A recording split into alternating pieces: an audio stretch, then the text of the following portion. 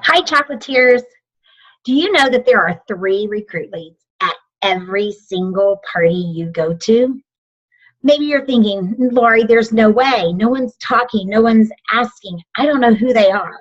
Well, what I want to share with you today is how do you identify at least three people at every party that you would like to have on your team.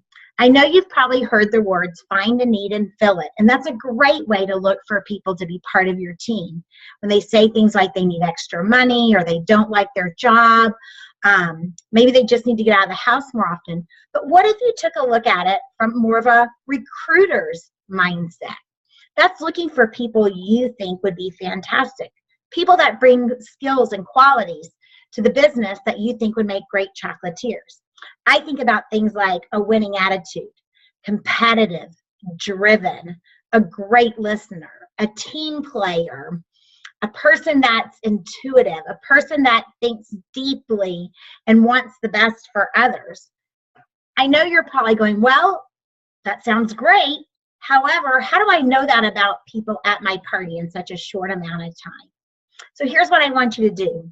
When you walk into your parties this month, I want you to start thinking about who here has those characteristics. And how do I identify them? Well, that winning attitude, that competitive driven person, that's the person that wants to win all the games.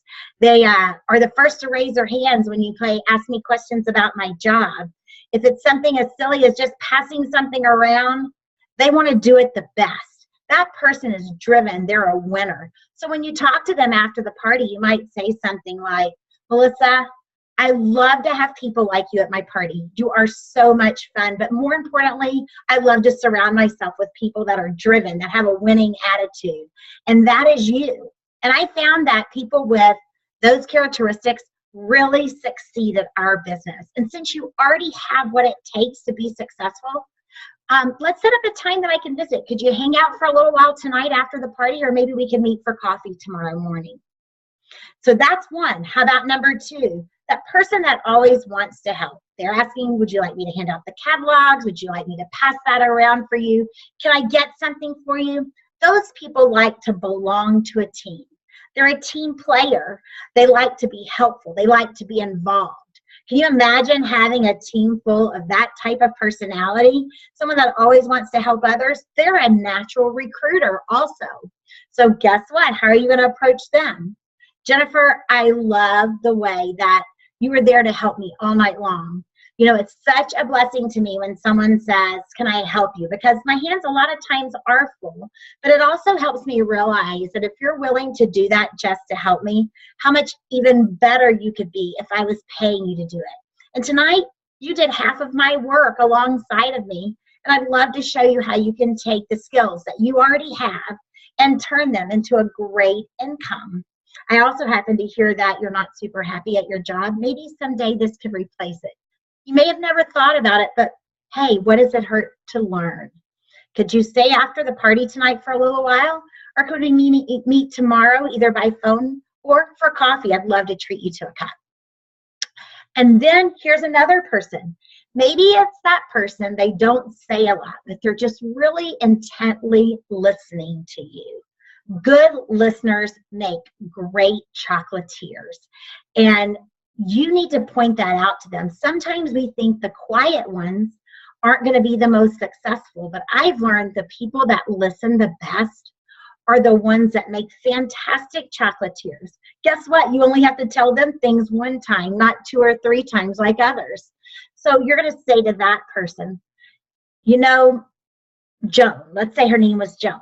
Joan, it was so great having you here today. I know sometimes things get chaotic, and I could just tell you were hanging on to every word and that you like to learn. You're a fantastic listener, and I'm sure your friends really appreciate that about you. And you know, when I'm around people that love to learn, and I know that their friends appreciate the fact that they really hear them when they're talking, it always makes me want to talk to you about our business, because people like you that really hear what others are saying and love to learn excel in our business. We are just a great fertile learning ground where you can really enjoy, but you can be paid for that time. And, you know, it would really be, I would be honored to be able to share with you about what I do.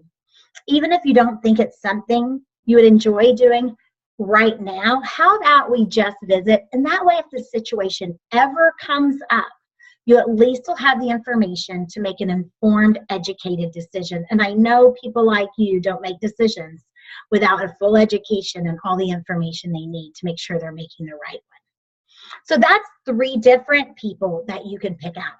Maybe though there's that person that is constantly asking about the products. They truly have a love for our product. And people that ask those questions tend to share. Or maybe it's a person that's telling everybody where they got their outfit and what movie they went to see and what restaurant they ate at last night. Those people also like to share. They're natural born sellers and recruiters. They are recruiting people to that store, that restaurant, and everywhere they go. Don't you want that person on your team? So pay them a compliment first, then tell them what you see in them that also is something that they might need if you were able to identify that, then invite them to hear. It never hurts. The worst they can do is say no. But if you don't offer it, man, that's kind of selfish, isn't it? People can only accept our gift if we give it to them. So here's to 21 Cocoa Chats in 21 days. Good luck.